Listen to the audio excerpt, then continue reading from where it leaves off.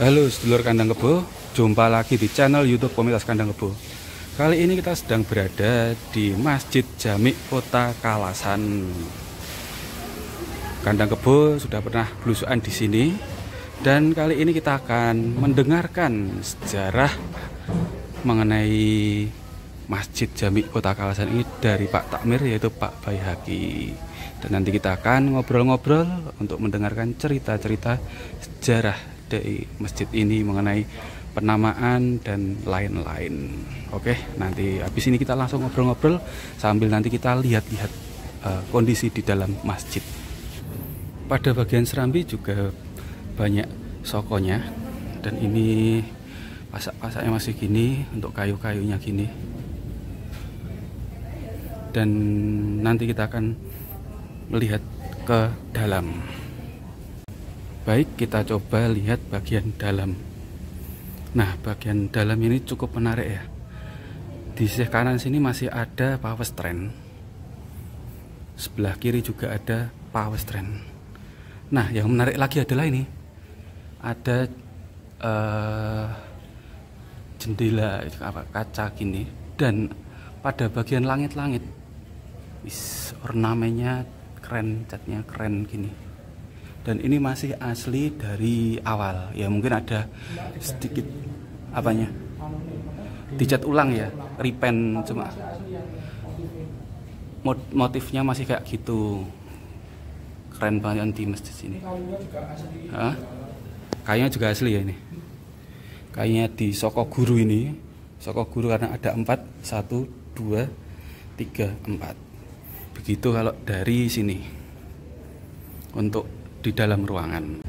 Oke, dulur Kandang Kebo, sekarang kita saatnya mendengarkan cerita dari Bapak Takmir. Langsung aja kita berkenalan. Monggo, Pak. Assalamualaikum warahmatullahi wabarakatuh. Saya Baihaqi yang kebetulan dipilih teman-teman untuk menjadi sebagai Ketua Takmir Masjid Jami Al-Huda Kota Kalasan, yang dulunya masjid ini bernama Masjid Jami. Kemudian sekitar tahun 72 ini oleh almarhum Bapak Haji Sunardi Sauri, masjid ini diberi nama Al-Huda, menjadi Masjid Jami Al-Huda. Kemudian pada tahun 2018 masjid ini mendapat SK dari Kapanewon Kalasan, yang pada waktu itu masih bernama Kecamatan Kalasan. Itu SK untuk menjadi masjid besar. Masjid besar artinya masjid tingkat kecamatan. Selain ada masjid-masjid jami yang lain, kalau masjid jami itu tingkatnya untuk tingkat kelurahan. Yang selanjutnya, bahwa awal mula masjid ini itu didirikan pada zaman pemerintahan Sultan Hamengkubuwono ke-7, yang masa pemerintahnya itu sampai tahun 1921. Nah, pada masa pemerintahan itu dibangunlah Masjid Al-Huda ini, yang awalnya itu rencana mau dijadikan Masjid Patok Negoro.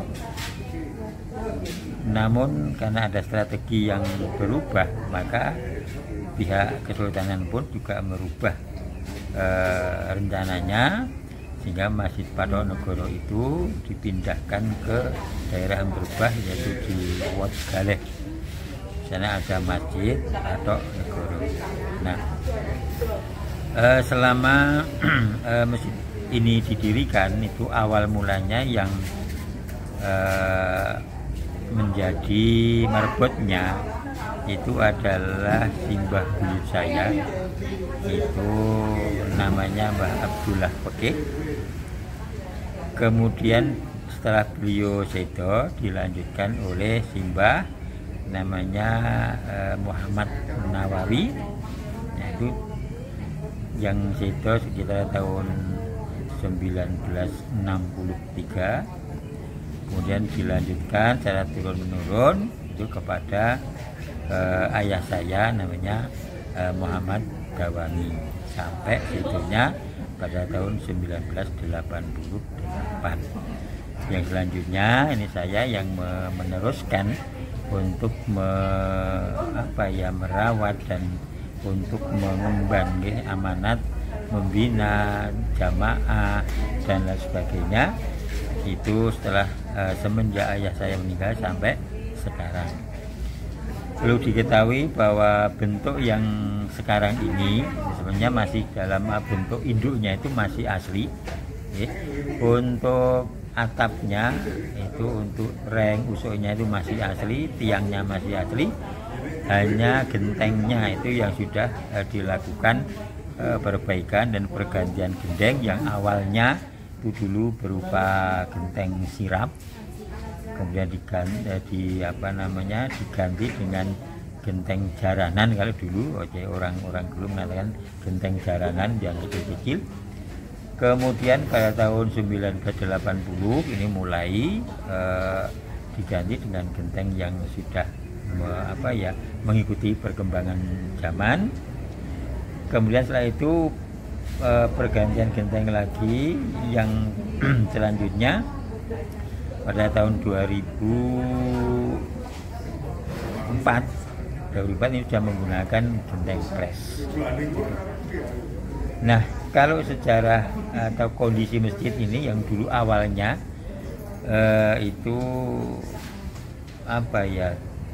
kalau sisi barat, sisi utara dan selatannya itu masih ruangan yang namanya pawestren, itu yang dulu digunakan untuk kegiatan atau sholat di kalangan wanita, itu masih tetap ada. Kemudian yang sudah dilakukan renovasi itu tempat wudhunya, tempat wudhu sudah dilakukan perubahan. Dulu tempat wudhu itu masih berupa bak yang cukup besar, dan dulu dalam mengisi bak itu belum menggunakan pompa air, baik pompa tangan maupun pompa listrik, masih menggunakan sumur senggot namanya. Jadi sumur senggot itu ada pohon randu yang diberi bambu, kemudian disambung dengan bambu yang menurun, artinya yang dipakai untuk mengambil air, dan di ujung bambu itu ada embernya, kemudian ditarik dan diturunkan melalui bambu itu. Yang sisi selatan dan utara itu juga sudah dilakukan perubahan semua sampai bentuknya yang sekarang ini. Kemudian kalau di masjid-masjid Patok Negoro yang lain itu pada umumnya di depan masjid itu ada kolam, ada pohon sawo. Kalau di Masjid Al-Huda Kalasan ini tidak ada kolam, juga kalau pohon sawonya ada, cuma pada saat ini sudah ditebang, dibersihkan untuk halaman agar lebih luas untuk perparkiran dan sebagainya. Kemudian juga ada yang berbeda dengan masjid-masjid kesultanan yang lain. Kalau masjid-masjid yang lain itu di belakang masjid ada makam atau kuburan, tetapi di Masjid Al-Huda Kalasan ini tidak ada kuburan. Nah, itu sekilas cerita tentang Masjid Al-Huda. Kalau sekarang namanya Masjid Besar Al-Huda atau Masjid Jami Al-Huda Kalasan. Nah, untuk selanjutnya nanti untuk urusan ketakmiran ini sementara masih ketuanya masih diharapkan dari saya masih sebagai ketua takmir masjid ini, dan masih dibantu dengan seksi-seksi yang lain. Kemudian perlu diketahui juga bahwa ini sejak lama itu masjid ini berdampingan dengan gereja yang sama-sama tua, itu namanya Gereja Marganetil, yang selisihnya cuma satu rumah. Di selatan masjid ada gereja besar yang kuno juga, itu yaitu Masjid Gereja Katolik Margareso. Mungkin itu yang sementara kami sampaikan. Mungkin kalau ada informasi yang masih ingin digali, monggo. Ampun dekat, okay.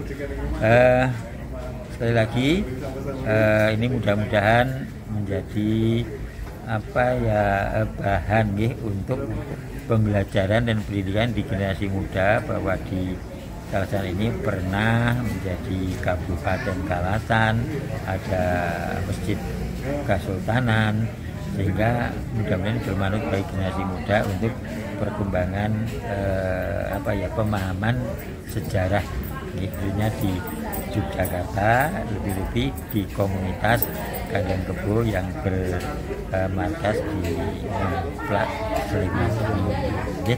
Demikian yang saya sampaikan. Apabila ada yang kurang mohon dimaafkan.